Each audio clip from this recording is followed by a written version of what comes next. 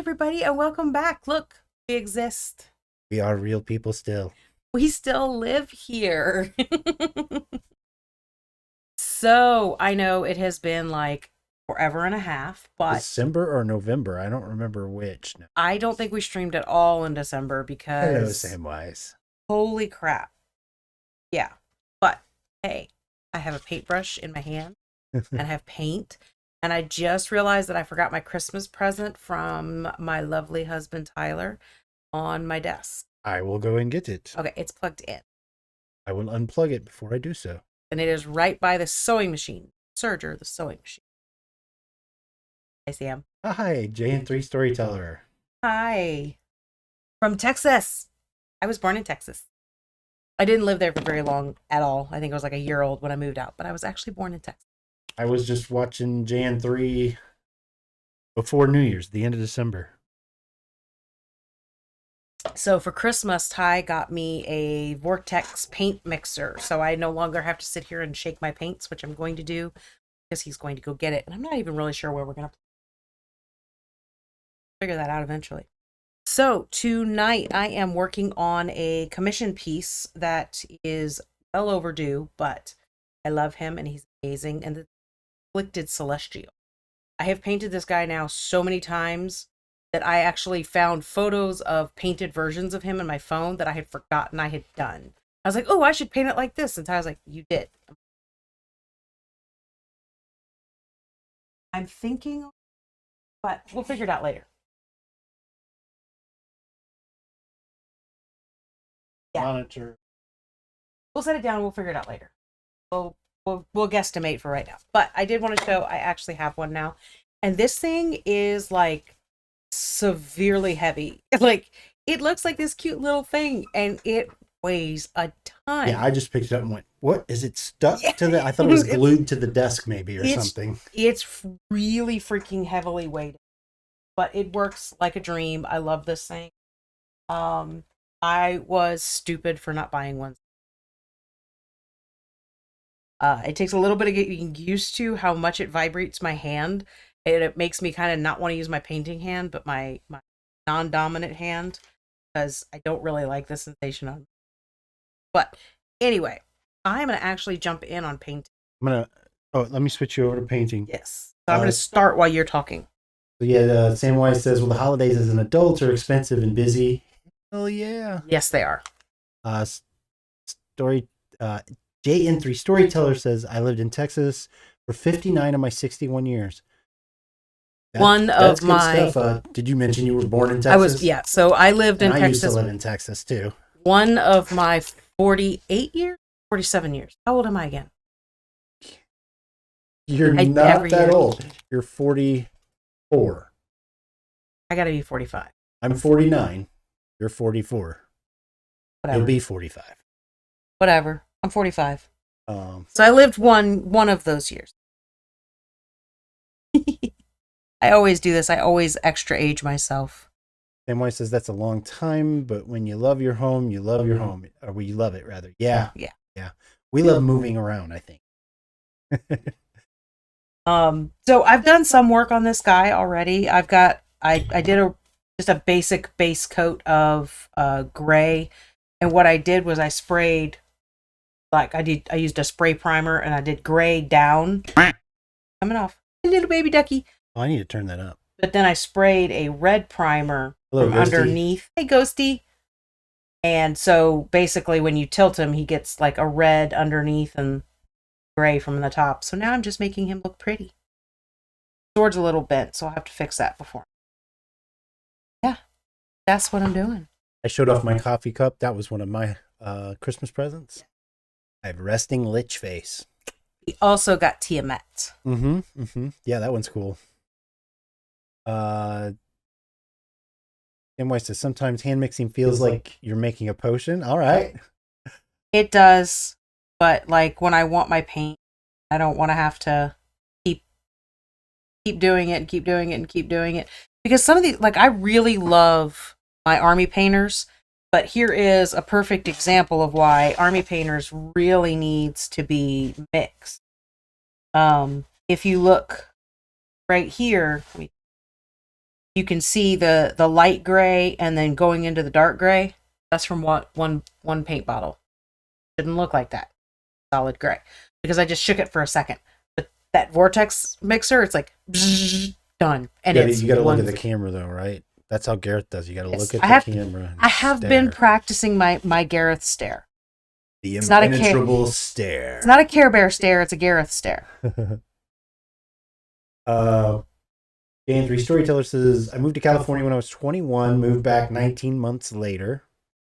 I also lived in California. You did too, right, Dawn? Yep. I lived in California for actually quite a few years. Ghosty says, hey guys, and hello, how are you? Ghosty, we're to have you around.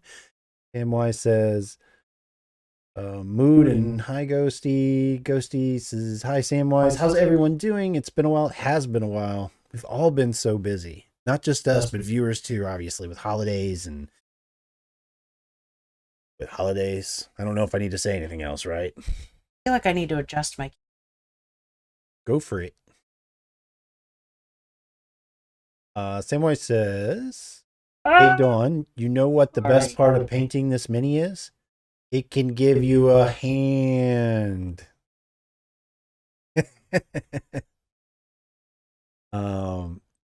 Sorry. It says, Ghosty, it could be better, but I got a Polaroid camera for Christmas. I miss them. That's fun. Boy, I remember being a little kid. I don't know how old I was. 10 or something. Polaroid. Oh my gosh. There's something about where my mic is. Is that what you just hit? It's giving me a drinking problem. Airplane style. Yeah, I really wanted to get some coffee before we started. I just didn't. Do you think you can? You almost had it. Ty's improving at making my coffee. I'm fairly particular about sweetness level. A little bit too much, to be honest, but it's my coffee. I want it my way. Yes, you may.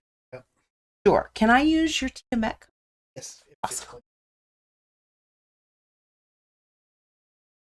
So I'm working on highlights.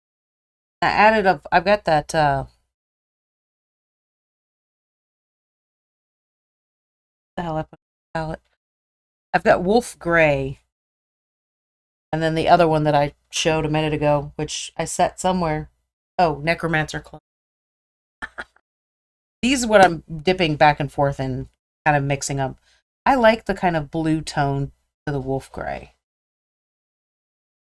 A nice, really kind of contrast to the... But it's super, super thin.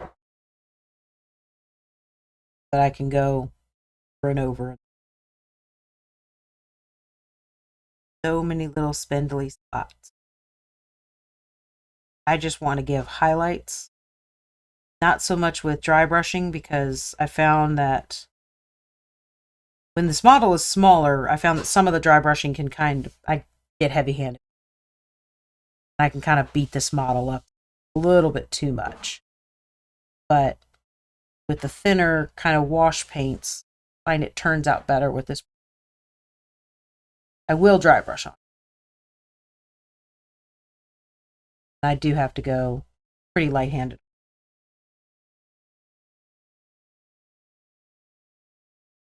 Sorry, I'm like ignoring chat.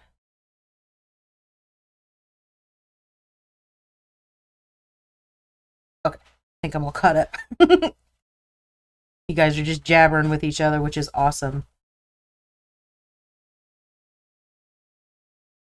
You know what I was thinking? I apologize if you've ever said this, Dawn. I haven't. So, you're painting this Afflicted Celestial from Minimonster Mayhem. I don't know that it was the first, but it was one of the first minis that you painted. Probably the second, third. It's within the first three, I think. This model? That model, but the regular size. Like, really? This is oversized. Oh, I feel so bad that I'm painting. No. I mean, I've always thought it was funny because I don't think we See what I said when I said at the very beginning? I'm like, I painted this model so many times, I've forgotten some of the paint jobs I've done on it. I literally forgot I'd painted it on stream. Well, I'm not sure that we even have a YouTube video of you painting this one. We may, but I know that ever since then you've gotten a lot of painted commissions on. Well, he is a super fun model. This is the third commission I've gotten to paint this size.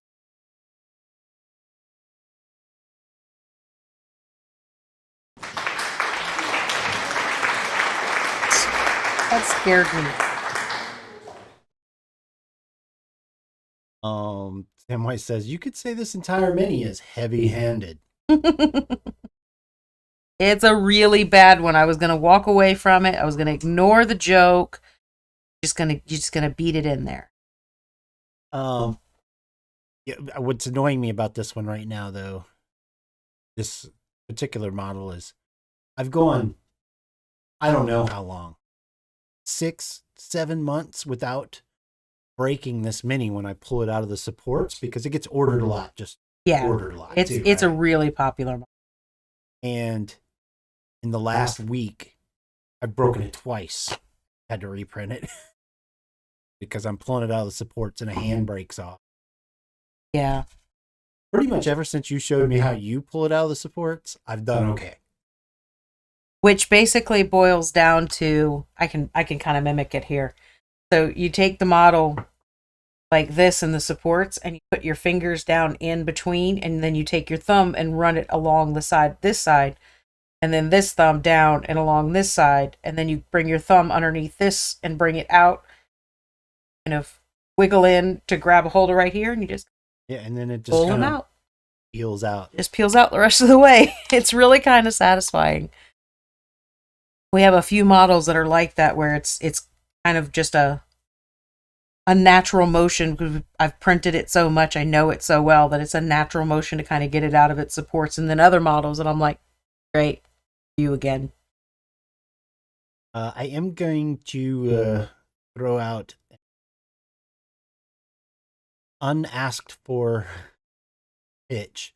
Jane 3 Storyteller I watched, like I said, just before New Year's. I don't remember exactly what day it was, but you guys like RPGs like we do, stuff that's probably a pretty good channel to watch. At least the night we were watching, Jane 3 was going over I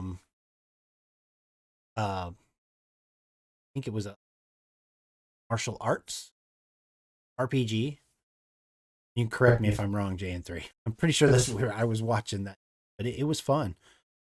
Going over, reviewing like a video of somebody else had gone over it and pointing out the different features. Fun. So yeah, you should definitely check them out. Drop your This is the part where they're like, that wasn't me. I know I was watching JN3, but they'll be like, that wasn't me, that was somebody else, and I'll have to remember what I was actually watching. If that's the case, I apologize. Either way, I was watching them, so you go follow them. I'm gonna go get your coffee, and then I'll catch up on reading.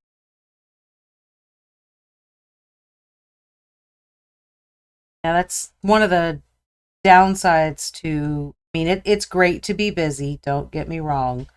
One of the downsides to being as busy as we were for printing for the holidays, like, I haven't picked up a brush in forever. Normally, I want to show it off. Oh, I didn't start. Look how cute. Little baby Tiamat. Yeah. That's not my coffee. Vortex worker thing won't work. So much sugar in there. You don't need a spoon, you need a shovel. I do put a lot of. If it's not diabetes in a cup, I don't want it. Okay, now let me see if I can catch up.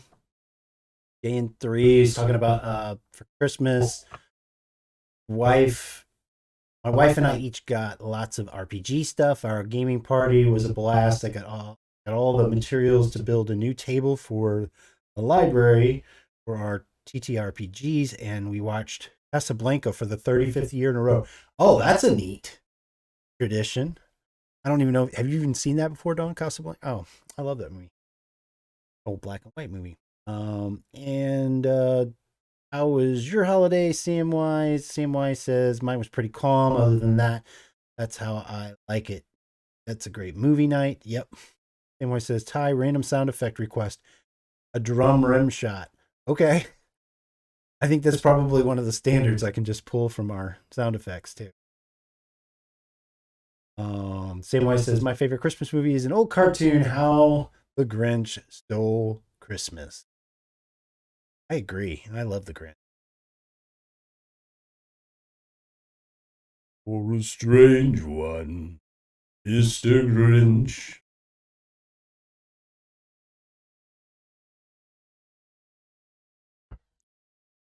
I have been like working at full speed, top speed, go, go, go, go, go for so long, I realize that I'm just sitting here silently.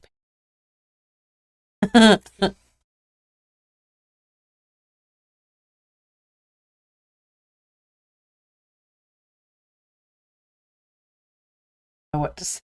Okay, I don't feel bad because I did look over just to make sure I was thinking of the right channel that I just started following is JN3's. When I still don't remember the name. I feel bad. I don't remember the name of RPG. Just remember that it was very kung fu movie esque that watching a video. Fun. Did you just Did I turn on sound? like music or something? You think you heard Koro's room or something? Maybe. I don't know what that was, but it was like a low rumbly thunder. I thought it was the start of a song or something. I know what it was. I mean, it's gone already.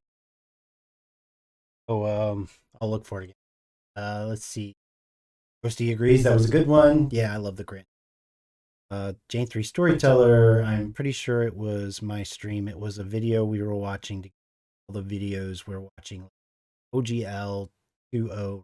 It open gaming license for anybody who isn't into game design or selling homebrews and stuff. And thanks for dropping by. Yeah. Basically, it was just a review of all the ways WOTC plans to screw their fans, and I'm not one of their fans. Yeah, and I'm struggling to remember Savage Worlds, maybe.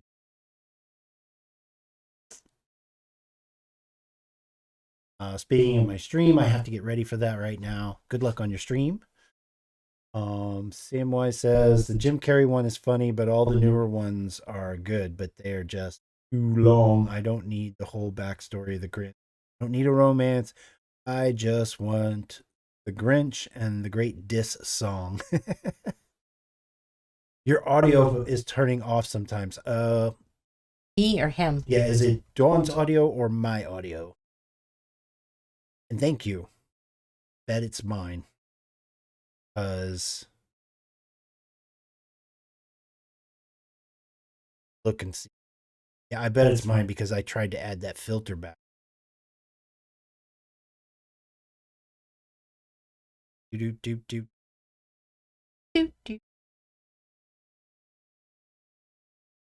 Ow! A sword stabbed me. Mostly Dawn, sometimes both. Okay. That is interesting because I don't think I even put yours back on. So I just moved my mic a little bit closer because we got it all set up, and then I was trying to get a better camera angle on this guy. So I kind of shifted my whole body this way. So hopefully that'll help a little bit. Thank you, JN3. I changed the setting a little bit. Hopefully that'll get us going. It's weird because like where Dawn's mic is, I'm gonna check again. I don't think I even put a filter on Dawn's this time just because the monitor's blocking. See if I'm lying. No, I'm not lying. So it would have to be like jumping in and out. And when it happens, there's no fade, it's just gone. Yeah, I'm sure it's the noise gate. I also have a tendency to start mumbling as I'm talking, and I go back down to what I'm looking at, and I start just mumbling and kind of trailing off. That's what I'm saying though, is yours. I didn't even put it on yours. um the same way says all the Hasbro and WOTC drama with them being greedy. I hope your games are safe, guys. So I mean I had plans to use the OGL for some skinning and stuff like that.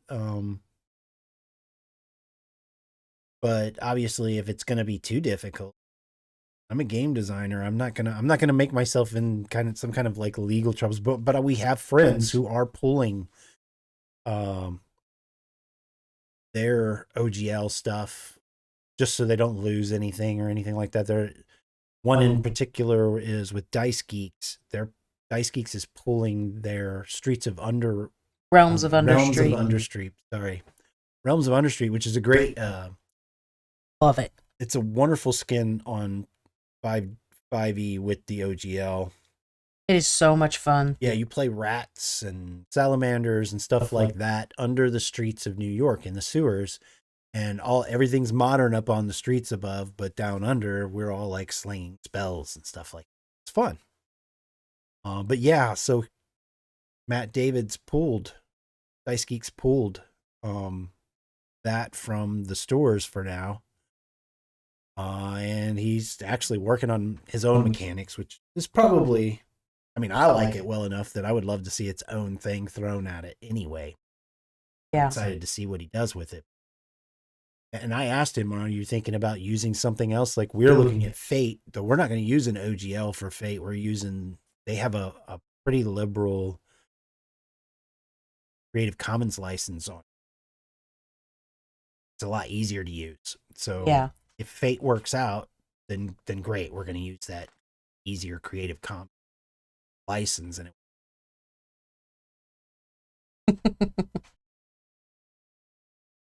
yeah, everybody buy. Oh, I mean, bye. We'll see you, Jane 3. But as far as that goes, the rest of our games are all board games, and they're not based on anybody's thing. We wrote our own mechanic. We made that shit up.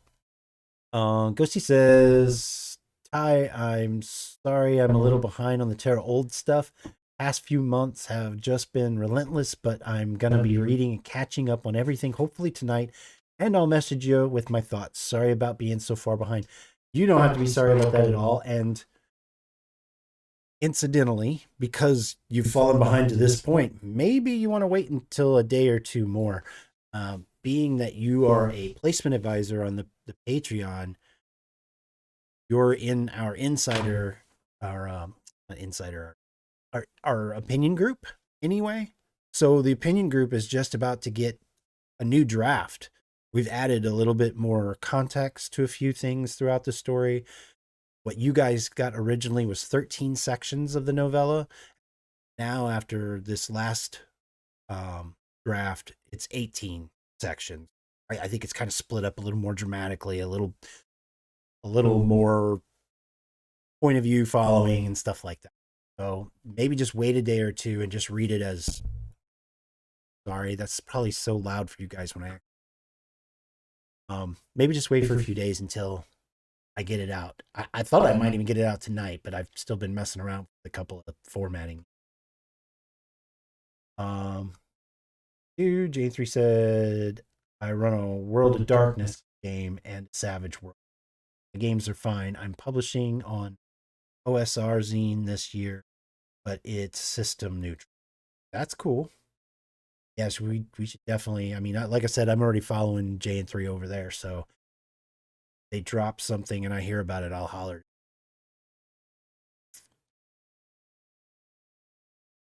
Emily says, side note, I do licensing for my work, but with colleges, that means I see college sports licenses. Want to know the most expensive royalty percentage I've seen for a reference? Sure.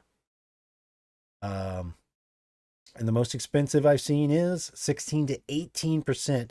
And that is for big schools like LSU. Love the example. Yeah. Yeah, that's a lot.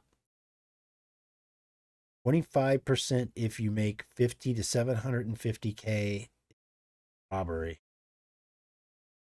Whoops. My hair is being stupid.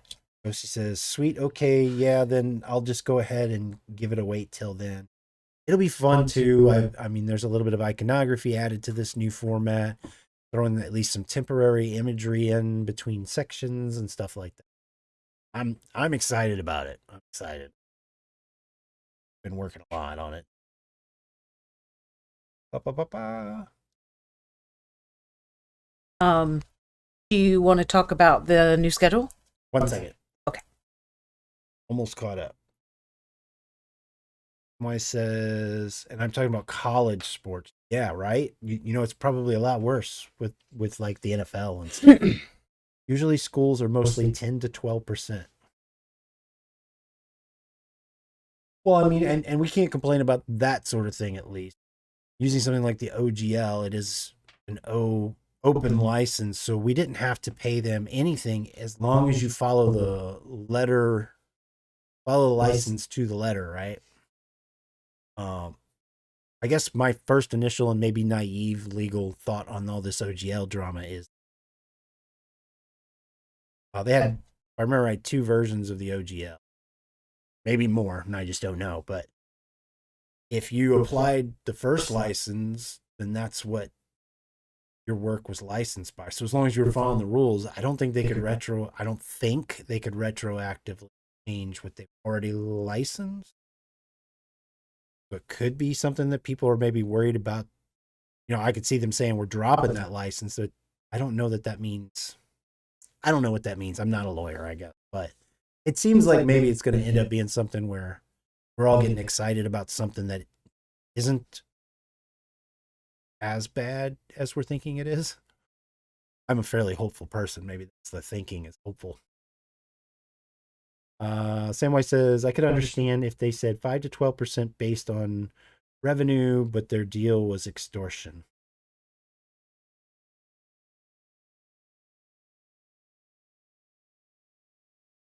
Well, new schedule. And I thought of it. We're going to do this on the stream, I guess, because we didn't talk about one component here. Bring it up in a moment. So, I think we've mentioned several times before, we are working on trying to get some other content ready. Like right now, we've got our Patreon on pause, and we're pausing it again for February. So I can kind of button up. We're working on Terra Olds and stuff. But then also in February, I'm going to get ahead of the game for the Patreon content and stuff like that. But also, we're working on these videos, right? One of the things we want to do to market the plane and Kethar is putting these campfire stories into videos. We've already been working on audio for months now, I think. It's been, That's right. Well, yeah, it's probably been at least 5 or 6. Oh, don't worry about the rant. Actually appreciate it. You're good.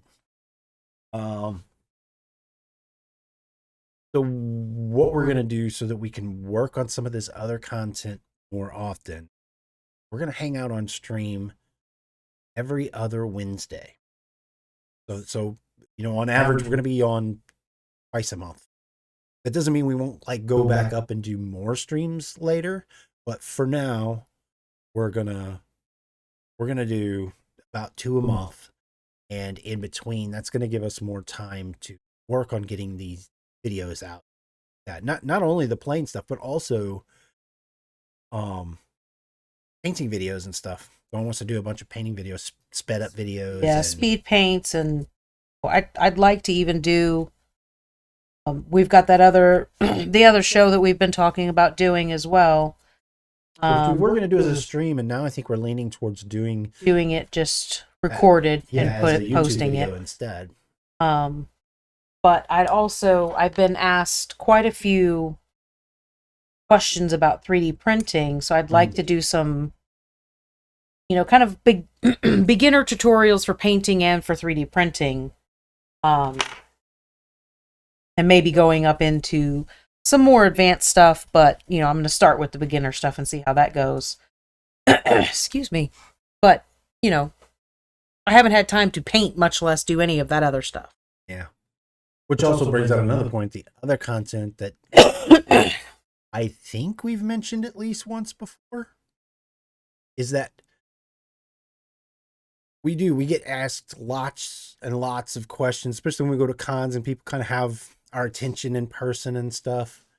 And I'd really like to do this because of the stuff at the cons when people have questions and we can't sit down necessarily and go through a step-by-step thing.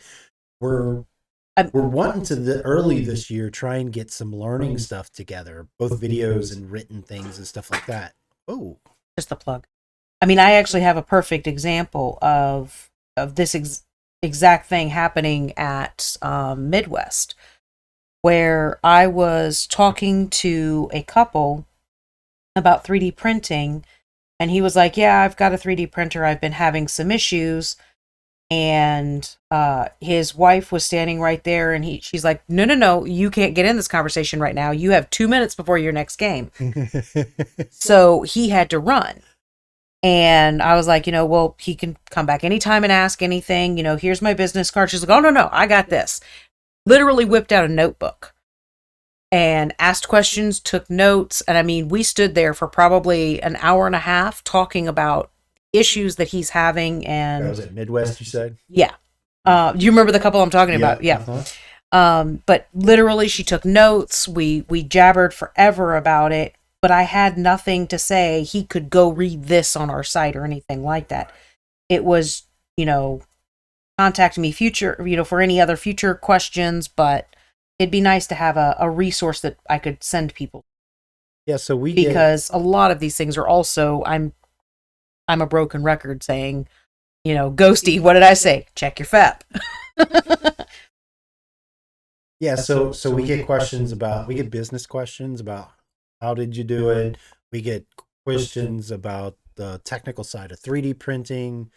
Dawn fields the resin and I field the filament, and questions on painting.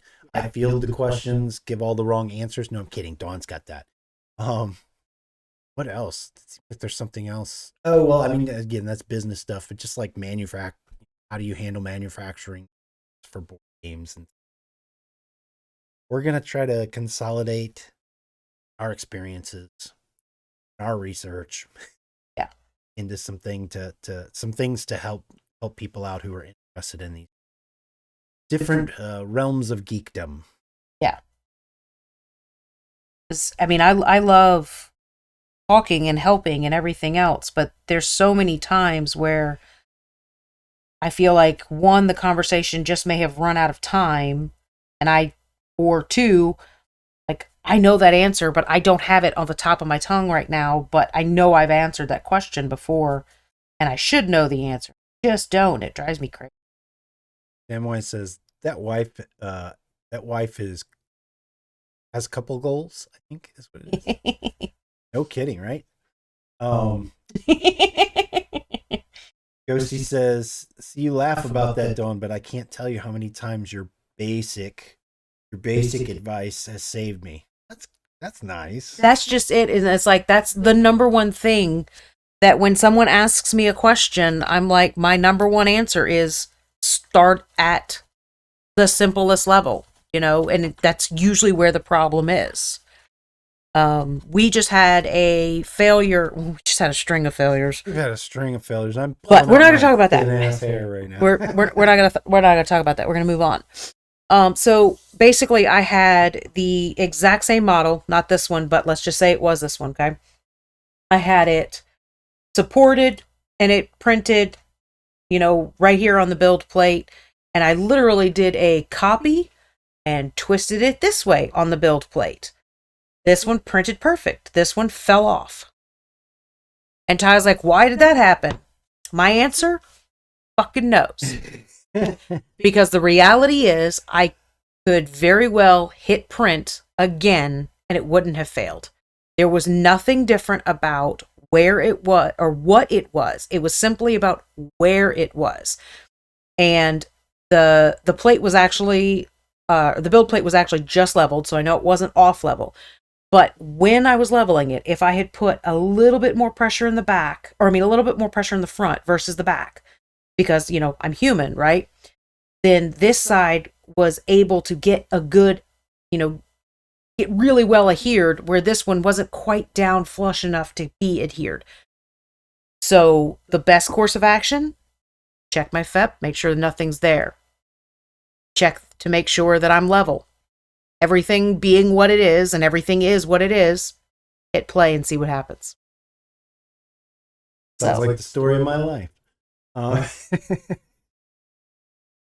Same way says, what would Ghosty do without you, Dawn?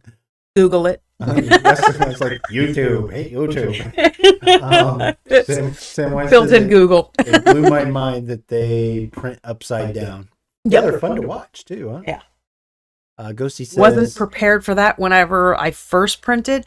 Like, I knew what was going to happen, but it's still something very different from knowing that it's going to print and keep going up to actually watching it and then it building. I was prepared, but not. Ghosty says 3D printers are dark magic, Dawn. Sometimes it's just gotta say fuck you. It's literally like, okay, so a couple days ago, like I said, we've had a run of failures lately, which it happens. Like, I had somebody say, "I'm really sorry, you're wasting all this material." I'm like, no. It's an accepted thing that you're going to have failures. It could legitimately just be your printer went, nah, not today, bitch. And then tomorrow it'll work fine. No freaking difference, but whatever. Moving on. We literally had two of the printers side by side. They both failed.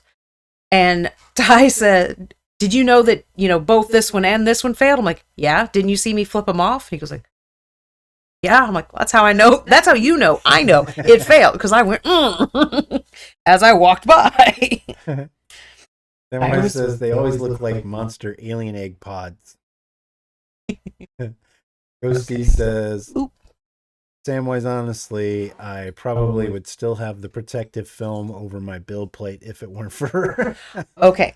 There's a protective film on there? To be fair, Ghosty was explaining the story of, like, it literally just completely failed everything. He'd never even adhered to his build plate. And he was like, "It was my very first print." And I'm like, "Yep, and you left the film on." Without him saying anything else, I told him I knew exactly what he had done. And you know why I knew exactly what he had done? Because you'd done it. Because I had done it. And I would do it because I didn't even know that film was there. I didn't do it with my first printer. That's the worst part, Ghosty. I didn't do it with the first one. It was like the third or fourth. And I'm like, what the hell? We have 13 resin printers, and I didn't know that was a thing because Dawn has set up every single one of them. Yes, folks, we are up to 13. Samwise says, and printers, they are a crapshoot every time. Yes. Did your printers go on strike failing at the same time? I've felt that way for the last couple of days. Yeah. Like they're just pissed about Christmas or something. I don't know. So it's funny too, because there's loads of times where because Ty's actually like really Ghosty says I had 6 failed prints because of that stupid. I would have too. Without Dawn to tell me that's wrong. So, we've always laughed and joked, like Ty and I have like this perfect division of labor, right? And it's not just in our business world. It's in our personal life. We've always been this way with each other. So like, even like perfect examples, the kids are young, right? Someone would ask me, "Well, what time do you put your kids to bed?" I'm like, "I don't know." He's like, "What do you mean?" I'm like, "I don't know what time they go to bed. It's not my job." Like, "You don't even know their bedtimes?" I'm like, "No, I don't have to. Ty takes care of bedtime. That's his job." I was just more eager to get him to go to bed. But it was, it was, it wasn't part of my duties. So whenever, like, Ty's sick, what time do the kids go to bed? And I don't know, when they crash. It's not my shit, man. I'm out.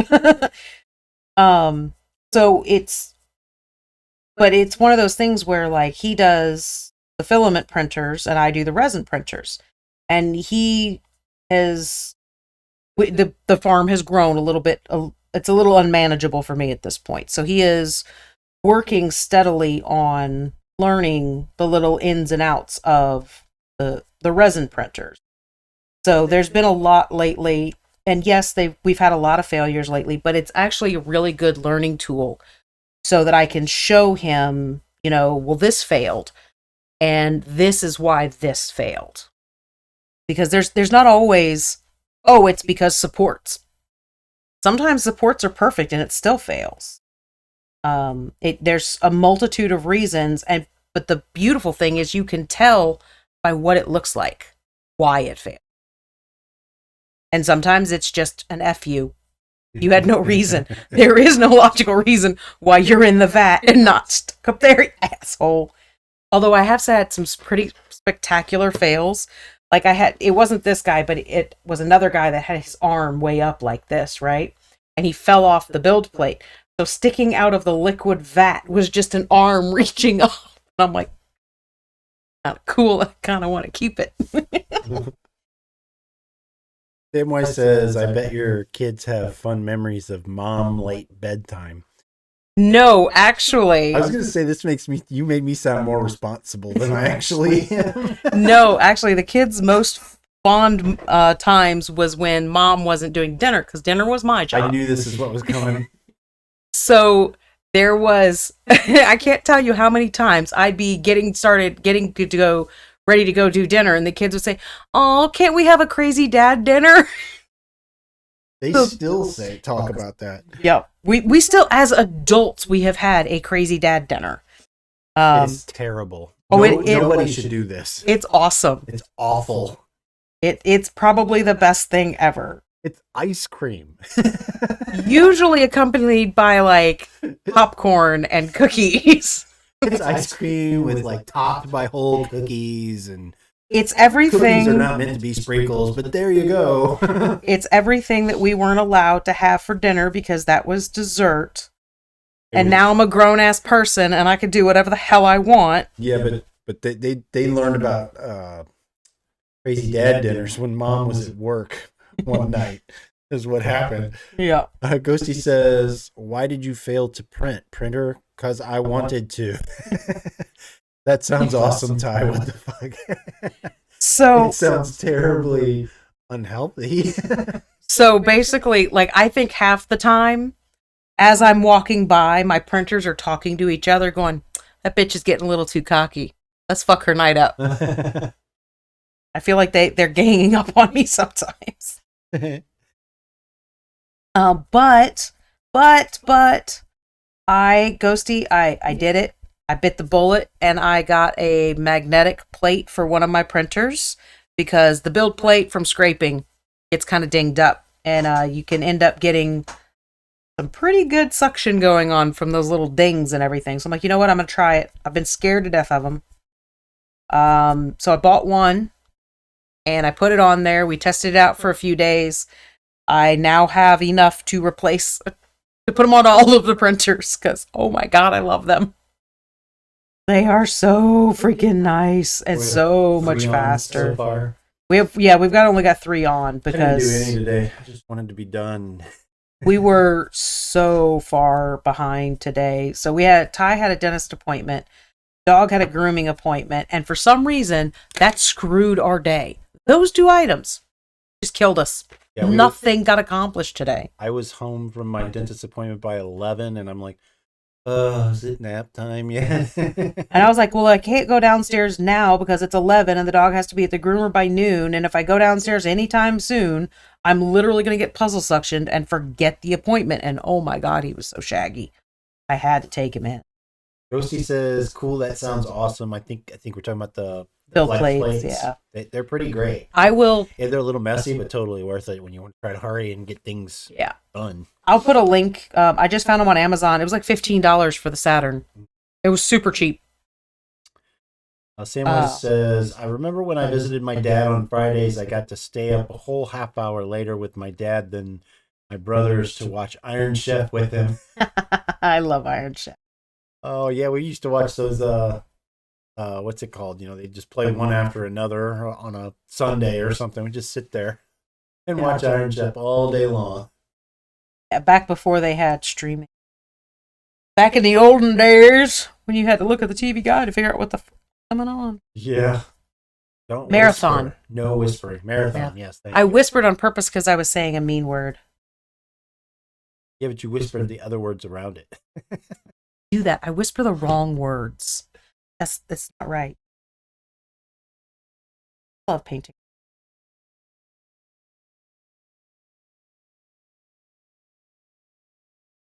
Adam looks like crap. That base would be so heavy if it wasn't hollowed out. Actually, be a rock. Be a rock.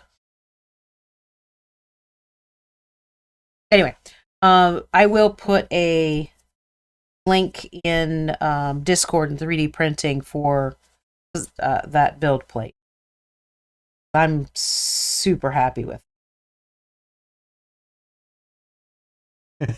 Ghosty says, "Oh yeah, I remember when my mom was out of town. Bedtime was optional with my dad.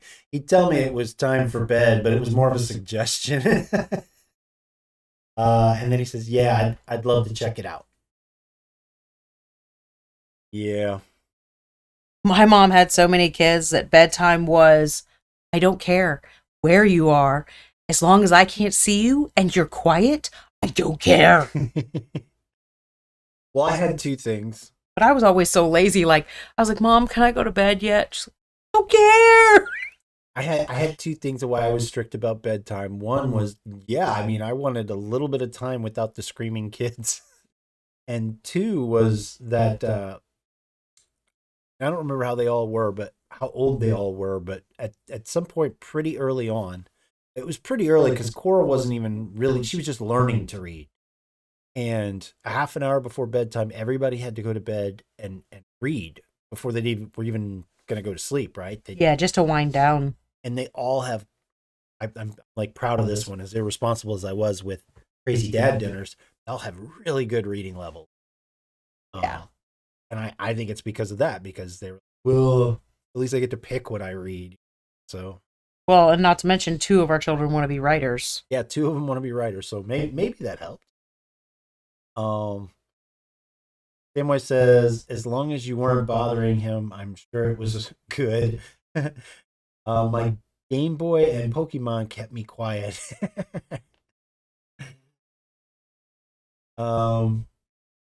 Yeah, because remember when the Game Boy came out was the end of the 90s, right? In the 2000s.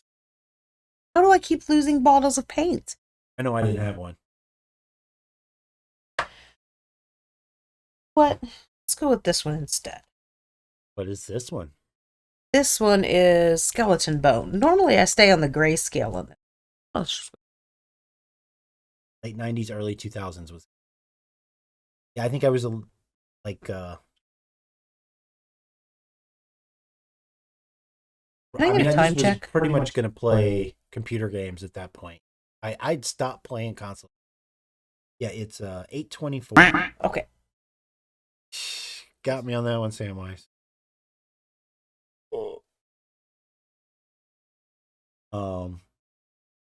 Wearing my pin. Oh, I got to put mine on. Is yours here? No, it's in my office. Switch over.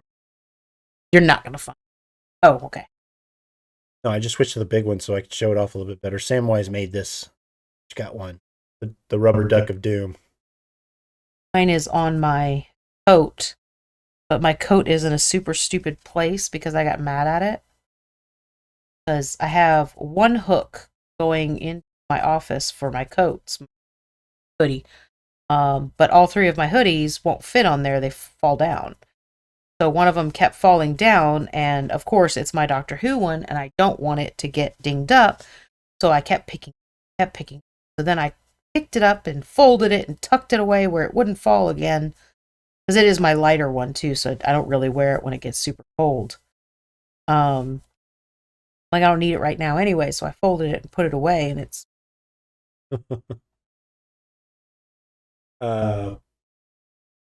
Yeah, we do like them. Samwise, thank you again. Yes, they're awesome.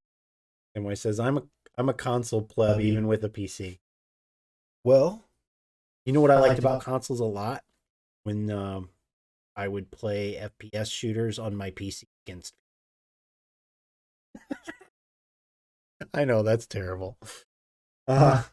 I remember whenever they wouldn't even allow it at first. A couple of companies I think tried it at first, and then the other companies were like, "We're not going to do it because everybody gets mad at each other." And now We all get mad at each other anyway. Yeah, right. But now I think there's a lot mixed FPS game. Well, even like it, even when you're playing, you've got the people who are playing on the console using keyboard and mouse, and then you've got the people on the computer playing with a controller. Yeah, so some games, yeah. Even the mix is mixed, Samwise says, "Pick up and play though. Switch is so easy." Yeah, I agree. Yeah, and I thought about that too. Wait, what is that word? I don't know that word. Play. I don't know that word anymore. It just lost all meaning to me. It's been a rough couple of months. It has. It has. Oh, in a good way. In a good way. I am complaining, but I'm not unhappy about it. It's great to have the business grow. It doesn't even feel like it at the moment. It just feels like lots of work. I don't remember. Well, plus, as far as, a lot of the hard work too, I'm not complaining too much. You don't have to go anywhere to do. Well, that's nice. But I mean, because we're working really hard to get the publishing side. We published our own games before, but now adding these books in here, it's something I've wanted to do. Yeah. Especially stories that are supporting game content. Yeah. It's a labor of love, to be sure. I see myself cutting out. My mic is cutting out. It's okay. You weren't saying anything. I just tapped and stuff. I'm looking at the host mic like an idiot. It's me. It's because I keep watching them. I'm like paranoid now, and I keep watching the bars, and I can't see them both on the same screen. I guess I can barely. But I'll just keep tapping on the mic every once in a while to annoy you guys. Sounds like a bad plan. Yeah. Samway says, "I'm making a lot of magnets. I think they'll do better at the market." That's cool. Magnets are fun. We used to have a lot more magnets, but our new fridge, you can't put them on the front. It's not actually magnetic. You have to put them on the sides of. We've got bunches of magnets on the sides of our fridge. Not the same. It's not the same. Kai's been making a bunch of really awesome keychains. Yeah. The little articulating dragons and stuff. Yeah. I haven't listed a whole bunch of them. Hate them. That is a lie. Okay, so I actually said I haven't painted in forever. I've been painting the eyeballs on those. I'll grab one here in a minute. You can show it. Ghosty says, I'm so happy the business is growing, but why does the business have to grow? So that we can eventually hire people? The biggest part is so that I can eventually have an employee. But also because the more customers that I have, the better chance I have at having repeat customers. Because eventually it gets to a point where somebody's like, okay, I don't need any more minis right now. Well, if I only have one customer, then I'm not buying bread that month. But if I've got 20 customers, it's okay if 19 of them don't need a mini because the 20th does need a mini. Growing the business is more about growing my repeat customer business. So the more customers I have, the more likely I am to have constant. That's a good point. Samwise says, only so many people collect pins. Most people can and will impulse a fridge magnet. Yes. Glad the business is growing. Thank you. Thank you both. Yeah. We're happy to. You guys deserve it. Well, I appreciate you saying that. I don't know if I deserve it. Lucky for you guys, minis are an addictive hobby. Yes. We know. There's a reason I picked it, because it's my hobby. Yeah, I literally... We got you a 3D printer as a gift, so you could print I could print my own, because I'm like, I would spend less money printing myself than buying all these minis. So that's what I originally got the printer for. And then I was like, if I sold a few, I could support myself buying more. And it just, Ghosty has a good point. You should stop teaching people about printers. Teach a man to fish and you'll feed him for life. But if you sell him fish, he will be fed for life and you'll make money. No, I'm kidding. That's horrible. But yeah, really, guys, I'm happy to see y'all grow. Love seeing y'all progress in this community. Thank you. so there's a big reason why I'm never gonna not teach. One, it's just not in me. It's you want to say it's the mother part of me. I just can't resist sharing what I've learned. Two, I'm super passionate about it, so I want everyone else to be as passionate about it as I am. And three, Michael Mordor, literally complete and utter stranger to him, just took me under his wings and gave me any and all knowledge that I asked of him, regardless if I was going to ever be a competitor or anything like that. That was not even a thought in his head. He just wanted to share his passion for painting. So he spread so much love this way to me that I have to send that love back out into the world and just pass on what he taught to me. I just can't not pay it forward. It's just, I've met too many amazing people in this community to not share anything and everything. Not my coffee. You won't like my coffee. I won't share my coffee. I won't ask for it. Sam actually makes a point that's kind of close to the point I was going to make, but slightly differently. Sam says, no, Dawn is safe teaching. Most people are too lazy. and I wasn't going to put it that way. The way I was going to say it is that it looks, I mean, Dawn's very good at it, so most of the time it looks pretty easy. But, it's an investment. It takes up space, and I think that's the point Samwise is making here too, that or space or money. It takes up space, it takes up money, it takes up lots and lots of time to get good at it, and well, like you guys know that have done the printing. It's not something you necessarily start off doing well. Well, and there was somebody else who was talking about he's got a painting channel that I was watching, and he was talking about how so many people see somebody paint something on a stream and they're like, oh, I'm gonna buy all the stuff I need and I'm gonna paint a mini and it's gonna look amazing and I'm gonna be the best next thing, right? Which is totally possible because people can do that. But the majority, what actually happens is you watch somebody do something, so you emulate what you just watched them do, but what you don't see are these little flicks of our hands that comes with, oh, what happens when I do this? Well, oh, that don't look good. I do this. Oh, that does look good. Just that simple difference of that little tick at the end, which you're not going to perceive on the camera, but I'm doing it. Or the simple thing of, you maybe see me painting and painting and painting. And you're like, how do you have such a steady hand? Well, did you notice I'm bracing my finger on the model somewhere at all times? I'm always bracing my other hand. And it's little things like that if you don't know or I don't say, you may not catch. And therefore, it's not as easy as it looks, when it is actually easy when you know the tips and tricks. So it's just a matter of learning all these little extra things,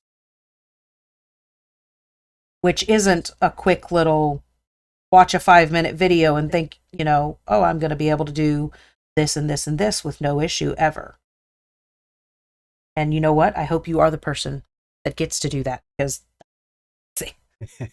that would be my best day ever. I think the other thing I would say as far as shopping with us is that we still have lots of people shop with us that have their own printers. And I know some people have even on our stream said, you guys should all just buy your own printers or whatever. But the thing is buying from somebody else who has a whole bunch of modelers, right? You can get different things, and do that yourself can be more expensive. Certainly, yeah. I mean, we got over, what do we have, 22 or 23 different modelers? Well, frankly, even if you have a printer, ends up being cheaper to buy from us than buying all the STLs you want, right? Yeah. Or paying the monthly fees or whatever for that many modelers. Yeah, but I mean, and there's also the case of, there's just something that maybe is a little bit too large for your printer. And you want to give it as a gift. And your brother really deserves something nice and large and beautiful, but you can't quite fit that. Yes, I'm being very specific. I'm waiting for it. Ghosty makes some good points here. Having to buy resin, buy models, there's the space for the printer, keeping everything nice and working. It was pretty intimidating for me, and honestly, it still is. I have a lot of respect for y'all to be running an entire business on this stuff and keep your cool. I lose my mind if I mess up a single print on my single printer. That sounds familiar, Dawn. Oh, I'm just saying. Yeah. Well, I mean, I still think it's worthwhile for people to have a printer and stuff, right? Eventually all of this printing technology is going to be just like, the first ink printers sucked and you had to really know what you were doing to use them if you're bringing one home, right? Of course, you kind of knew what you were doing because you had a computer anyway back then. But the point is, I think everybody's going to have these eventually. Maybe not as big as the ones that companies will have, but it's still pretty neat. And I actually still get excited about models. Even if we're not getting them, I get excited. In other words, Dawn never lets me get any. And I'm not going to lie, Ghosty, there's a lot of cussing going on downstairs half the time. Yeah. Especially like I said, I walk by. Few days I walk by and just flip it off. And it's also like I'll be sitting at the desk packing orders, and Ty's in there cleaning prints, and I'll hear, I'm like, "Oops, something just broke." So we all lose like fat gorilla fingers, man. We all lose our cool. It's not an abnormal thing, but it's. And there's times where, like one of my timers will go off, and I just look at my phone like, shut up, shut up, shut up, shut up, shut up. I don't care. Shut up. I'm busy. I can't do it. So we all definitely lose our cool. Samway says, I don't have space for a circuit to do fancy shaped pins. Also, it's making resining them harder. I don't have space for Cricket. Is it the Cricket? Like, because a circuit's another Cricket, right? Or it's no. Okay, I don't know. It could be the power that we're talking about, or it could be we're talking about Cricket. I think I we're have a Cricket maker, and I love the damn thing. I think don't we're even use it that much. I love it. We've been too long out of the Sam speech bubble. We've lost our knack for reading you quickly. No, Sam's been doing wonderfully tonight, actually. I love Sam's speech. It's so much fun. Ghosty says it's an intimidating and challenging art. Yeah, honestly, you know more than I do about it now, Ghosty, because I'm still Dawn's lackey in a lot of ways, really. The filament side we're flipped, but we also don't do very much filament, which we were talking about that. It's probably because we don't have enough stuff listed, but we don't sell a lot of terrain. My new dice tower. Yes, a Cricket. Yes, I like my Cricket. The thing with the Cricket too, if you do have limited space, is it's not very deep, and you've probably looked at them before. It's not very deep, so you can kind of tuck them away on a shelf or something and just pull them out when you need them. I mean, I've got a table for mine just because I was like, I'm taking up this corner of my office to do that, but I could just put it on a shelf. I have an older cutter that stays down on one of my end shelves here at the desk and never comes out. Actually, Sam, your Frodo is a good example of Ty getting very frustrated very quickly. And he's like, damn it, was he supposed to be holding something? I'm like, yeah, he's holding the ring, but he's got it on a chain, so it's dangling down from his hand.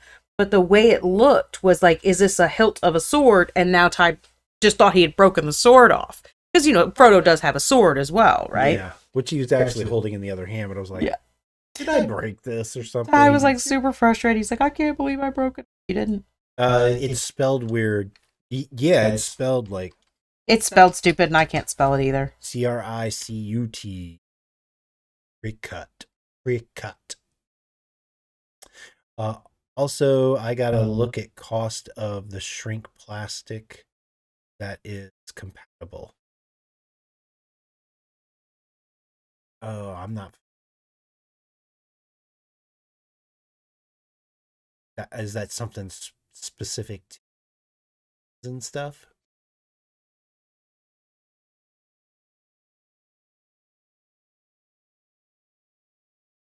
It's making me thinking maybe that's what you're talking about is the stuff that you like, the heat shrink wrap kind of stuff where you put the plastic around a box like our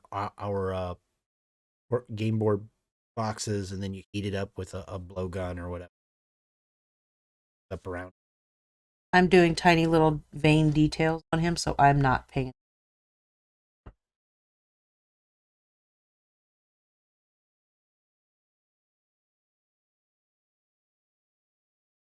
His hands and his horns are. Oh, I see. Okay, so shrink plastic is what I print the pins on.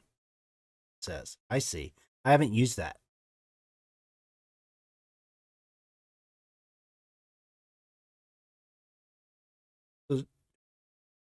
No shrinky dinks. So is this something you get to like print through your inkjet or whatever before you use it? And I'm being nosy now because the cricket is like a topic at the moment. We're working on a few things and uh shoot, what were we just talking about with the cricket? Oh, the print and cut. That's why I'm thinking about getting like just a cheap little color printer that I can use for print and cut with my cricket. The plastic you draw and it shrinks in ovens and heat gun. Yeah, I remember the shrinky dinks. So that it's like the same thing, huh? That's neat. Shrinky dinks. So what does that make you think of, Dawn? Raising Hope. Raising Hope, yeah. Like totally my brother. Second or third episode or something. She's coming over. She's coming We're over. gonna do shrinky dinks. Yes, they have a printer inkjet one. That's neat. Fun. Yeah, I just find when Dawn and I are thinking out projects together and the cricket comes into it. And the funny thing is I haven't done some of these things and I'm just like shooting down Dawn. I'm like, no, I don't think that's gonna work. But using because it can write and draw for you and stuff like that too.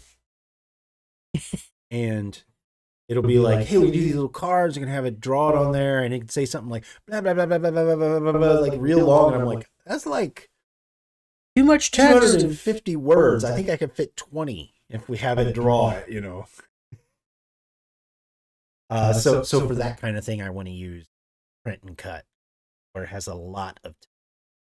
So recently, I've had a lot of guilt about prints that I have made for people. And so as a way to make myself feel better, I wanted Ty to print out a little card and cut it out and everything else. It's really funny because like this one guy ordered. Now I know what you're talking about. Yeah. This one guy ordered Tiamat, and he ordered the full size one. So his wingspan is like 21 inches. He's huge. And then like 6 or 7 little wood elves to go with him. And I'm like, no, dude, you're gonna die. I'm like, I don't know what you think those wood elves are gonna do, but it ain't gonna work. No. There aren't enough. I'm like, is that just cannon fodder? What the hell is that?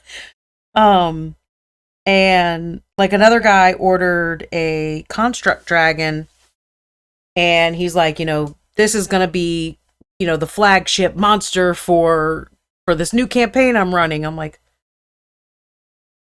I'm so sorry, guys. I'm not doing this to you, but I'm providing so anyway, we're gonna make some little cards for me to say I'm sorry. I feel so bad.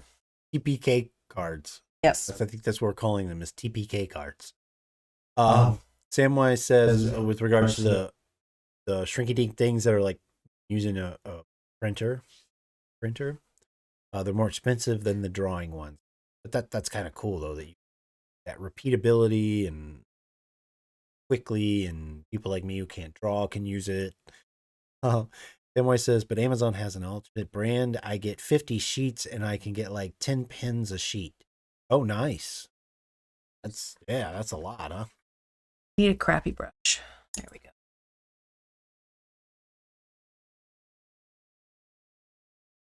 Crappy brushes are very good for splatter.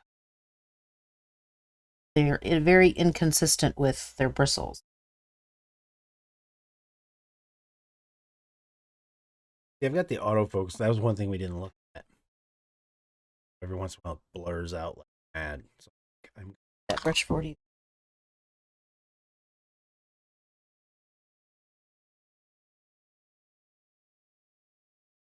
Dropping brushes.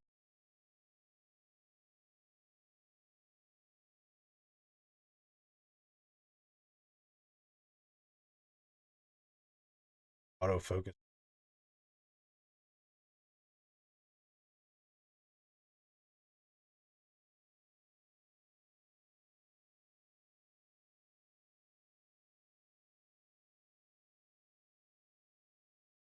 Terribly. Of course, I need to go to the eye doctor. Maybe it's going worse than I think.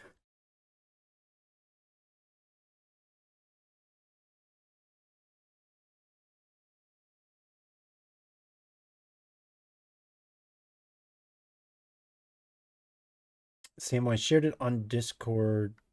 Shared on Discord the vids that started with learning from. Okay, cool.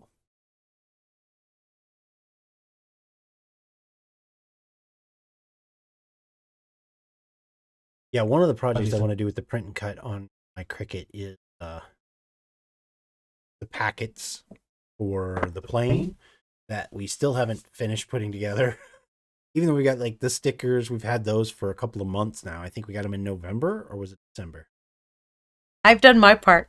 Yeah, I have a that I need to just bring it together and we can start mailing them out. But that's one of the things is if the Cricut will handwrite the things that we want to do in there cool enough, then great. But if not, then I'm gonna get like a little cheap color printer and use that and do print and cut instead.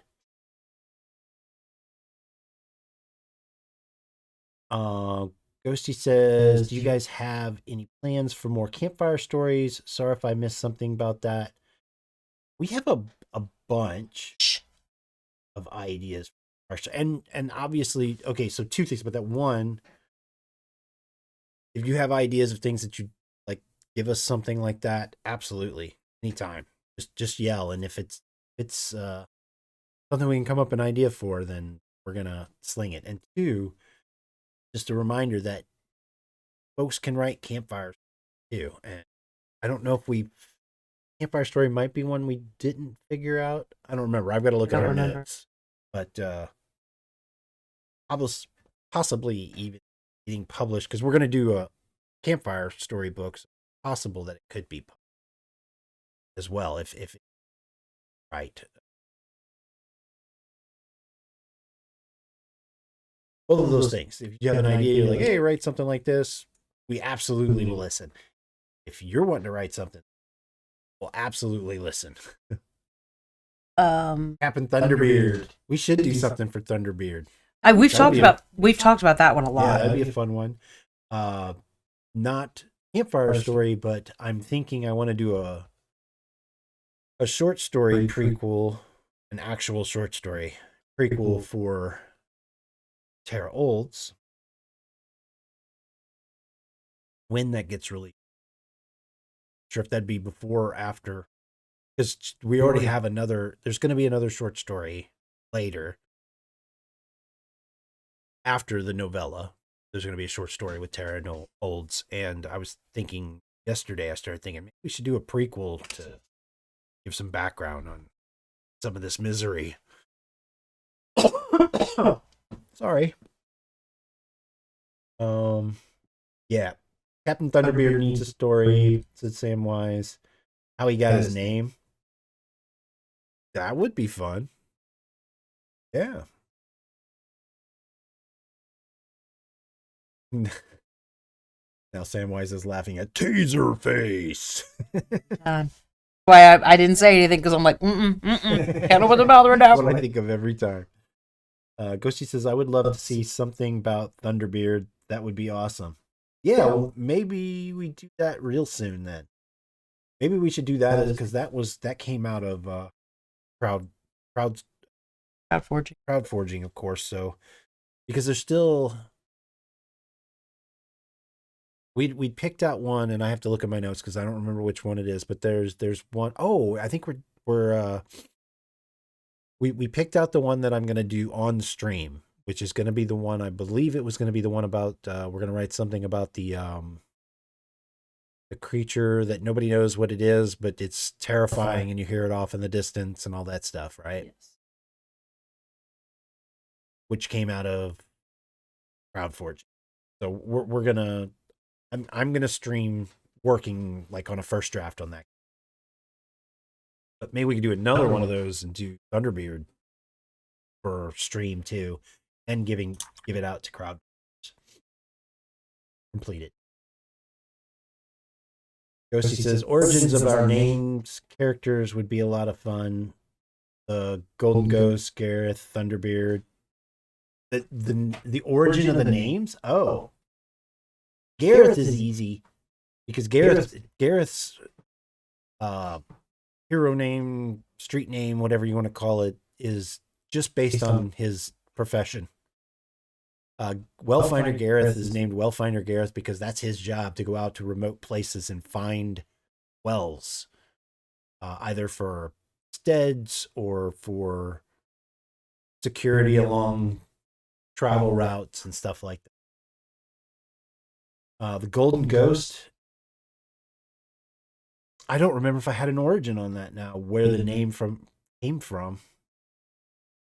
Sounds really familiar that I had an idea, or that somebody said there was an idea. I don't remember now. I'd have to look. I do believe you had an idea. I don't remember what it is, but I remember you saying something. We need to do more stories on those two anyway, because the sort of next I hadn't thought about the names thing. That'd be fun. But the next parts of Gareth and Ghost are really fun and interesting. Ghosty is going to be a big part, I think, of like the gaming stuff, because he has some really interesting gear. I know we've talked about that before. He has some fun gear.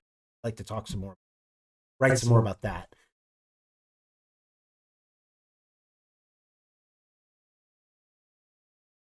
Find my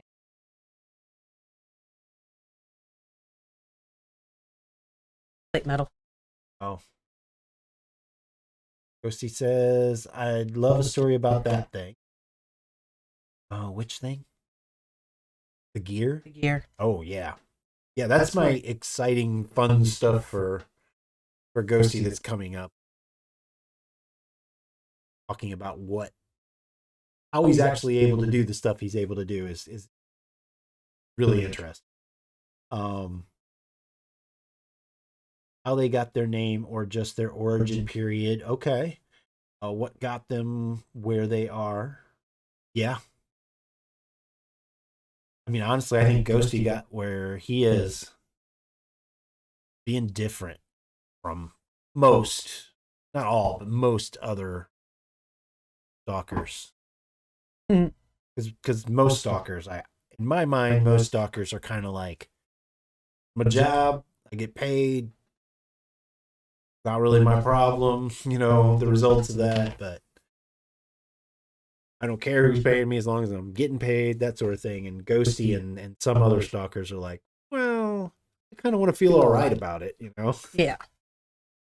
Samwise says, now you need to add the Golden Ghost backstory to your plain cinematic universe phase 1. It's funny because, I lost her name. You remember the actress's name that I've kind of based that I imagine actually when I think of Tara Olds. Do you remember her name, Dawn? Um, he is in the Umbrella Academy. Name is Ritu Arya. Plays Leela Pitts on the Umbrella Academy. So when I'm writing about Tara Olds, that's who I imagine playing Tara Olds in the movie in my mind. I thought she's pretty slick with martial arts and stuff like that in the show, so pretty easy to imagine Tara being able to move. Ba, ba, ba, ba, ba. Ghosty says, I remember we talked a little about Ghosty being a former Kern Clan Spec Ops. Yep. Who didn't like the war stuff, and so he wanted to use his expertise better. Maybe I'm making that up. No, I remember that part. The specific name is what I'm a little fuzzy on. If I had an idea, I'll trust you, Dawn, that I've got something probably for that. Definitely remember the screw this war crap. But also where you got good, where Ghosty got good at all of that war stuff, right? Well, it can be now, Ghosty, Sam. Now, I'm pretty sure that is exactly where he trained, where he got his background. Yeah, was Kern. That part I do remember. Yeah, because I imagine he from there. But I also imagine him a much more less stoic than most people that are from the Kern Kingdom. He's a little more jokey joke, whereas most of those guys are like, I don't get it whenever you tell a joke.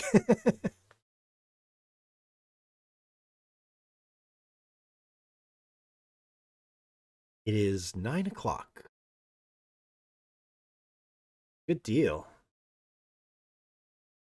But yeah, I'm excited to tell those street level hero stories for Ghosty and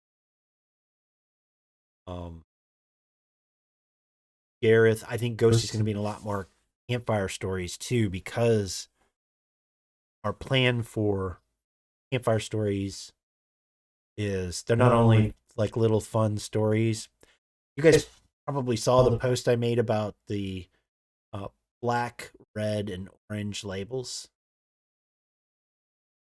Campfire stories are fun because they're all orange. And that means that they're not like things didn't happen exactly as the story is told. They're completely urban legend type stories and shit like that.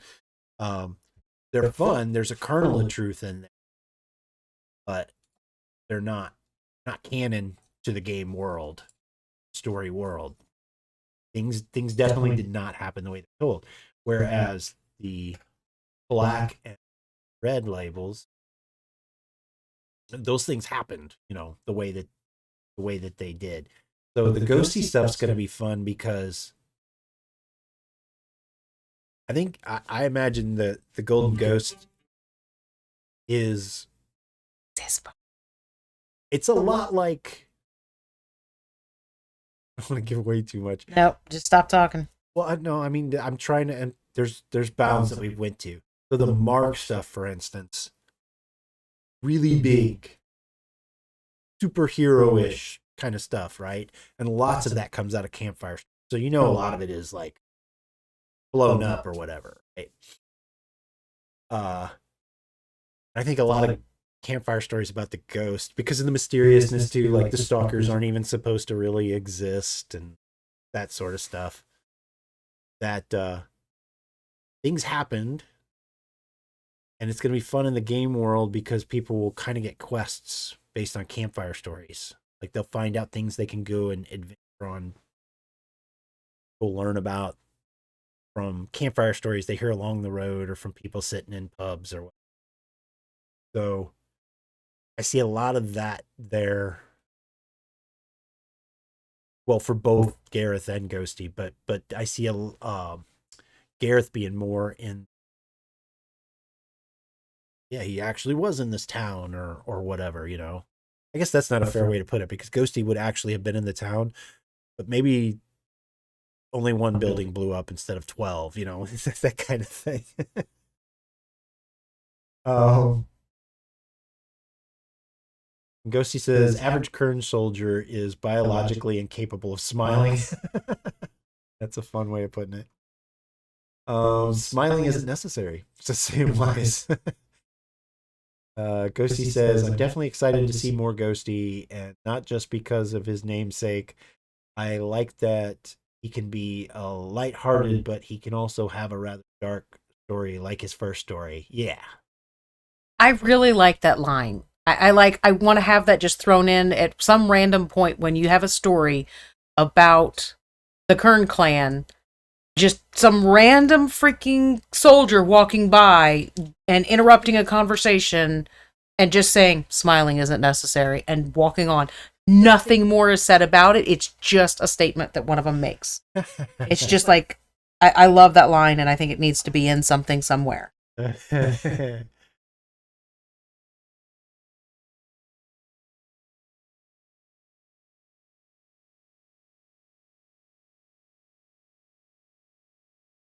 It's the epitome of their attitude.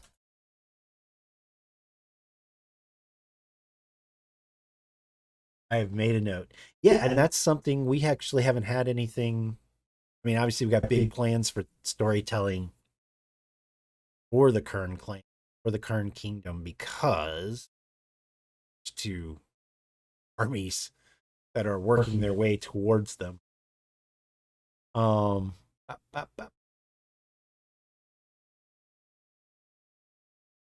Sam says, I still like the idea of that town village settlement that is protected by basically people thinking a campfire story is real. Oh my gosh, I don't even remember this one. I hope I have notes on that. Oh no, I do remember this one. Top of my head, I don't It's so it's the idea we didn't decide for sure which way it was going to go. I know what Sam's talking about. It could be like a thing where a company is trying to buy out the town.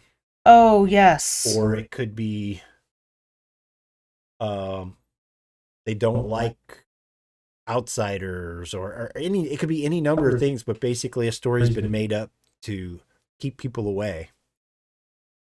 Yes, I do remember that because actually I do remember this now. When I was writing the story Golden Ghost in the Spirit Mines, I was thinking a lot about that story at the time. Like, yeah, that is going to be fun to write something like that. MY says, the no smiling line makes me think of Vulcans. That's the Kern clan. They're dwarvish Vulcans that are normal height. The women don't have beards.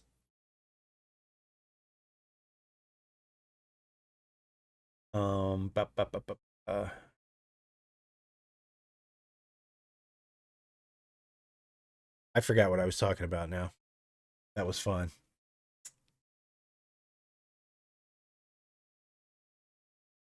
The story. Yes. The labels.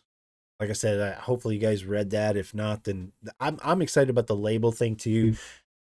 Black labels, red labels, like I said, they're canon. Whatever those stories that you read that have a black label or a red label associated with them, they definitely happen. But we're telling them from a different flavor of storytelling. I've got email messages. So the black label would be like Terra Olds. It's dramatic. It's coarse. It's in your face. If you think about what's the Oregon Trail stories? Very desperate times or whatever, right? You know, you still get things where people can do things. Just made me so angry. Where people can do things because of their gear or some other reason. They can do like the Stormkeeper, whatever, maybe stalkers may be in a Black Label story, but it's not. We're not writing those from a high adventure kind of mood. Very tense and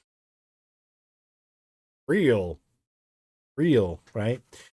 But whatever happens in those stories actually happen. Red stories are the same way. Whatever happens in the stories definitely happened, but we're going to tell those more from a, I don't want to say lighthearted, because characters can still die in the stories and stuff like that, but much more of a high adventure, swashbuckling, pistol drawing.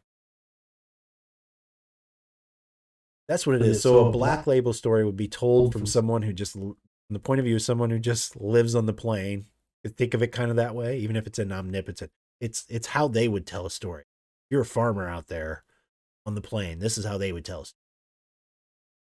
Red Label stories actually happen, but they'd be told from an adventurer's standpoint. Somebody who is a stalker or a stormkeeper or mystic tailor or something like that.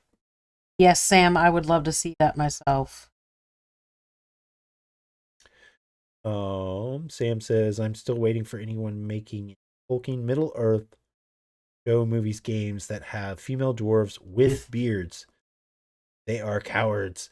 Yeah, the Amazon Prime one, people were upset because the female dwarves don't have beards in there. I didn't expect that they would do that. No. So I thought there was a more indie fantasy movie series that they did.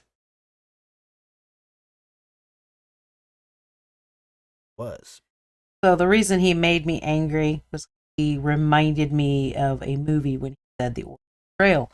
And I don't like to think about that movie because I think it has already sucked up enough of my life. Had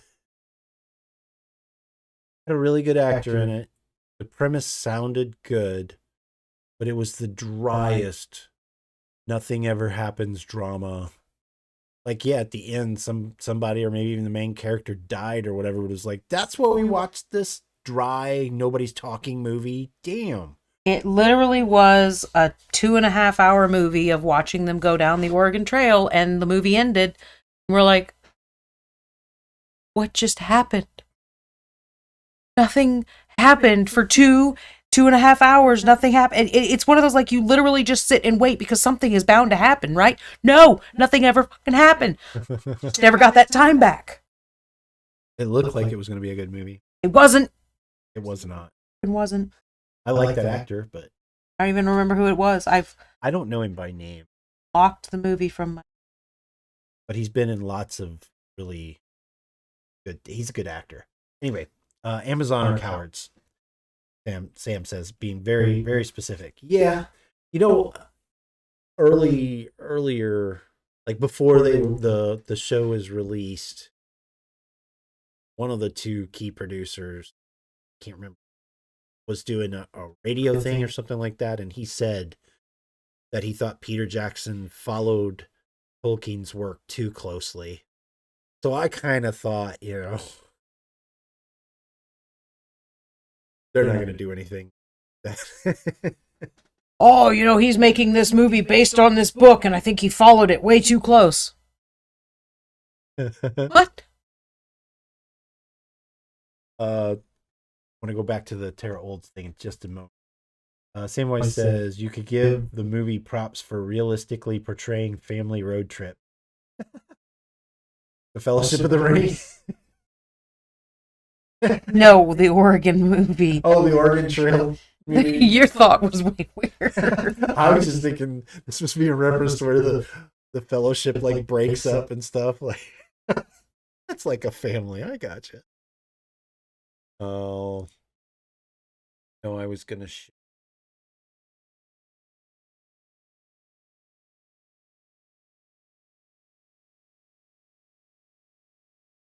Derp.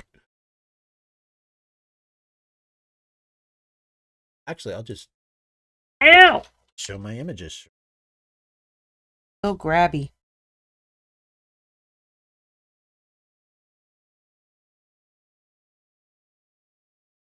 switch over to share real quick. So when you're reading Tara Olds, just so you know, I'm going to influence you right now.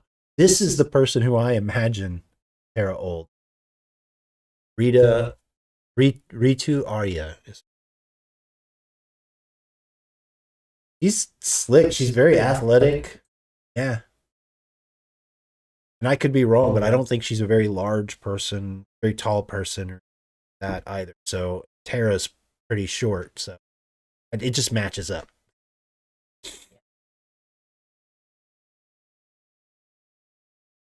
Oh, left to do. Do you have your little mixing cup? Okay. I have made a kerfuffle of a mess on this tonight. You just need one? Yeah.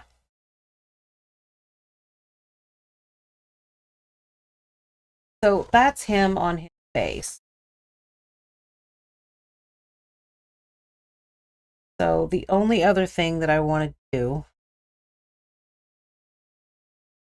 on his base, he's got all these arms reaching up and out. I've got this big giant thing, acrylic gloss. It's going to be all shiny. But I want it to be dark. Deciding what color to add to. It broke Sam. Mentioning that interview, Sam says, followed Tolkien's work too closely. Followed the grandfather of all modern high fantasy too close? How is that bad?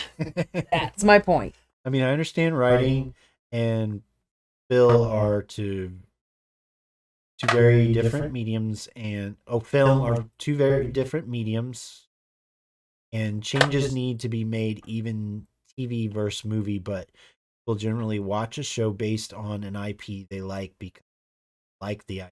Or am I dumb? You're not dumb. Shiny gloss time, Sam says.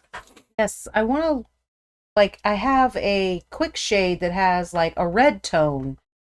I don't see it, so I'm just going to use this dark tone.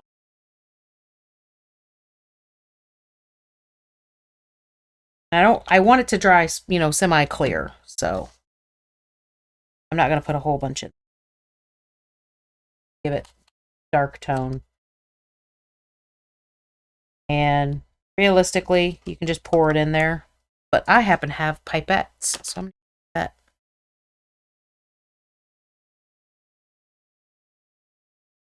And this should just, like, add a layer. A little bit of resin would do the same thing. I happen to have the gloss handy. My water effect would do the same thing. Again, just happen to have this handy.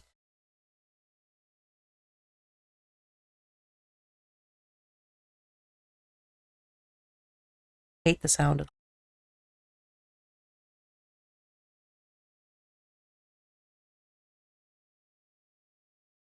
But I did give myself like a black base coat underneath. The other thing I want to make sure I do is run up some of the arms because they're reaching up out of it, so it spread on.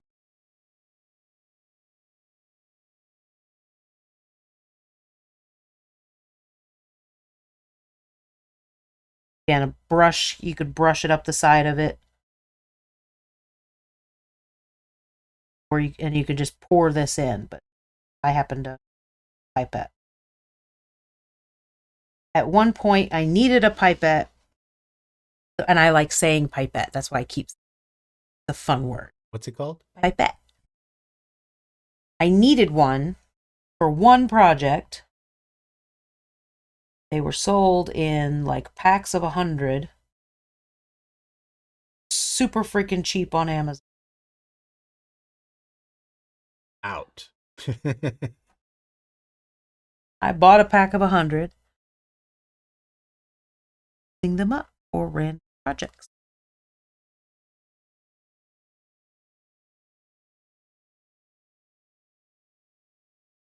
That will make the arms shiny. Well, that's another bonus of you. Acrylic. Or the shine, not the gloss, but the words broken, done,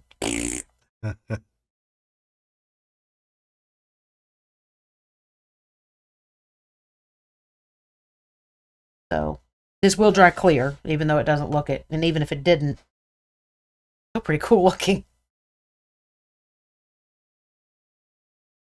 Says, oh God, can this monster summon hands from the ground like the boss from Zelda Ocarina? OFB time? No clue. A bit. I wasn't a big Zelda person. Kind of like the Who and the Doors.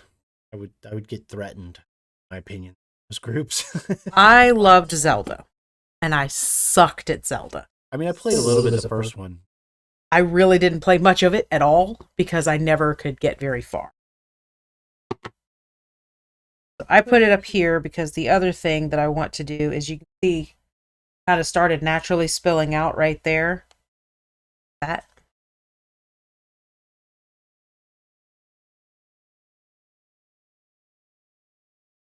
Spill.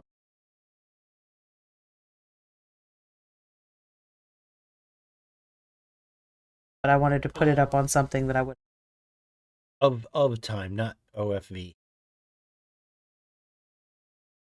Zelda Ocarina of Zelda is why I hate zombie.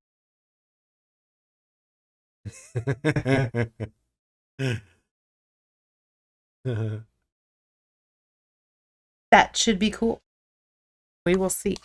I'm kind of tempted to put a couple of drops of the stuff of the dark tone in there on its own, swirl it around. I think I'm going to do that. But I wish I had a stick instead.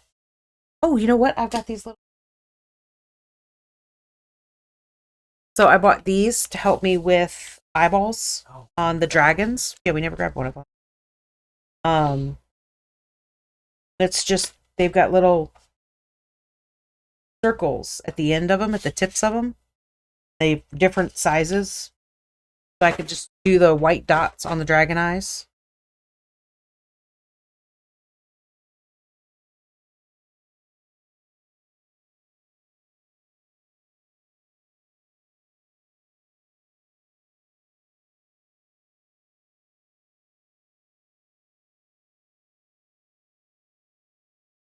Well, I hope that stays looking like that, because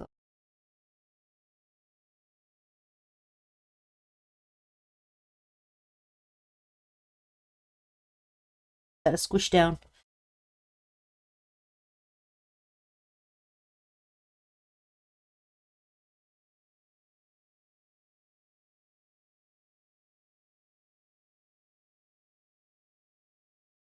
Okay, I'm gonna leave it alone because it looks really cool. Yeah, and I can see it. That is neat. All right, so now, okay, so these are the super cute. Okay, these are the super cute little keychains that Ty's been making. And it's really funny because, like, I'll let her, I paint the eyeballs and I sit there and I hold it and I'm painting the eyeballs and I'm just holding it in my hand and I'm like, Fidgeting with it. I'm like, I really kind of like just holding the babies. So this is the tattling size, are these little guys. We're he's doing different colors and we've got a few different taddlings. But then here is baby dragon. And he is a forest dragon. He's not a keychain. He is not a keychain. No. I mean, you could drill a hole through his mouth, but Maybe he had a dungeon or something, and you're trying to keep things light. He had a little mushrooms on him, so I painted the mushroom. So, with regards to the Zelda zombies, Samwise says, I got jump scared as a poor little 10-year-old. Oh, eyeball daughters. Yes. Those tools are now the eyeball tools. They are here, right? So, yeah, that's what I was doing eyeballs with on these dragons. those dots, all of this dragon was done before I bought the tool. This dragon is why I looked up tools. But I mean, typically I always do my dots for my mushrooms with toothpicks anyway, which work really, really well. But I wanted to be able to consistently paint the eyeball dots with the same side. The tools. And which, in case you're wondering, it's the big dot is the blue handle, the big side, and the small dot is the small side on the pink handle. That's the only two I use in here. And that's it, folks. We are done. Well, wait, I just realized we didn't even talk about it. So we let you know we're going to be on for painting every other Wednesday, right? When are we starting that? Next week. Next week. Next week. So we will technically be painting this week and next week, but that's only because new schedules started. Yeah. We couldn't wait. Yeah. I was like, I like, you know what? I have something I need to get painted, and I'm gonna paint. Damn it. Well, all the other stuff we're working on is we can build it up and release it. We'll definitely be hollering at everybody on Discord to let you guys know when those things are. I think we haven't a lot in the past just because it'll be a stream or something like that. So you guys may have already seen it. Following us on YouTube, you already know about it anyway. Right. Ghosty says, because you love us, right? And I miss you guys. Yeah. Sorry. Sure. So I have one commission that is almost done. This commission, I just need to glue him on. We're going to move him back and walk away. So he's done. He needs to be glued and clear coated, and he's good to go. This is a commission piece that has another one that's going with it. So this one is done. I need to do his base. This is his base. So I need to do his base, and then he'll go on here, and he'll be done. He's almost there with, like I said, with his base. And then his brother that's going with him, this guy, not done. He's put together. So next week, I will either be working on Blastoise. Blastoise Is what this guy is based on. Uh-huh. I'll either be working on this one. Oh, Kyogre and Groudon, I says. This one was Blastoise. Blastoise. I don't know. I don't know them well enough. Yeah. I really don't. Izzy has to help me. But anyway. Oh no, that is Blastoise. Okay. Says. Okay. I painted. So I'm gonna take your word. Yeah, exactly. But I painted this one. Like, this is my third one I've painted of this one, and everyone's like, "Yeah, I want Blastoise, and I want him, like this." And I'm like, "What is happening right now? I'm so confused." The fish is Kroger, 100%. Okay. So the guy who wanted this one wanted him to look like a lightning space whale. So I think I did pretty good on that one. I'm pretty happy with it. Like, this is my favorite spot right there. I love that spot. But anyway, so he's almost done. I need to finish this guy, which obviously I haven't even started him yet. Kyogre. Or Kyogre. I don't know if I'm pronouncing it right. Kai or Kyogre. I also have a train dragon and mushroom dragon that are partners that go together. So mushroom dragon that's on all fours. Yes, the one that you just cleaned up today. Oh, those guys are so pretty. They've got like vines hanging underneath their chest and stuff. Yeah. So it depends on how the week goes. My hope is this guy's going to be done, and I'll be working on the train or the mushroom dragon, one of those two, because that means I'm making a lot of progress. So hopefully this guy will be done before next week, but that is the intention. Is the mushroom or the train dragon is my hope is what I'll be working on, because these should all be shipped out before then. That lightning thing looks amazing, Cisco. I really did have a blast. So for this one, he looks a lot more complicated than he is, which is awesome. I love that. So basically what I did was I painted him with blues and purples and reds because learning from painting night skies on canvas, if you take blues and purples and kind of just let them wet blend together and then bring in a red to that, it will darken it into this deep, rich color that you can kind of catch up here. You can see some of that red happening. You can see some of that purple happening. So all of this has kind of got those undertones. And like when I paint a sky on a black, night sky on canvas, there's no black in it at all, but it looks really, really rich and dark and deep. But you can see those other tones happening. And then what I did was after I painted them all like that, I dry brushed really light-handed black over the top. And then like in some of the nooks and crannies, I added some blues and purples back in, just kind of dry brushing them kind of in. And then it was a liner brush and lightning, which is basically put your hand way out and let it shake. Don't brace your hand because lightning shaky. Yeah, that's it. And then I did the circles right there. But that's him. Oh, and do you like my painting stand? Pretty awesome, right? Worked for that, didn't it? It really worked for that because he's literally got 2 pegs that he goes on his base with. So I just used the toothpicks for his pegs. But I'm struggling with his base because my mind doesn't want to let it go. So he's got, what do you call it? Seaweed coming up around him because he's a fish and he's got an ocean floor and that's a ship. But he's a space whale. But I want to paint it to look like the ocean floor, but it's not. It's space. So I need to paint it black and like starry. But my mind is fighting me on that. So I'm just going to do it tomorrow. I'm going to paint it black. And I'm going to put stars on it, and I'm going to be done with it. I'm going to walk away from him. But yeah, his base is only not done because I'm struggling letting that. Posty says, I really do love the colors, and the lightning looks great.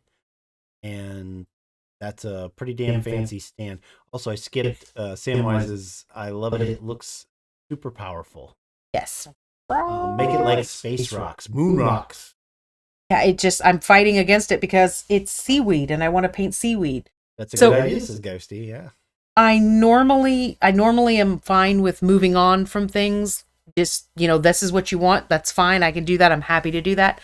But I love everything ocean and I love painting sand and seaweed and everything else. And I'm like, I'm going to paint it and make it done. Move on because I have water. I have water here. Going up is like the clouds in space of like gas and dust and stuff. Yeah. All the bright colors and.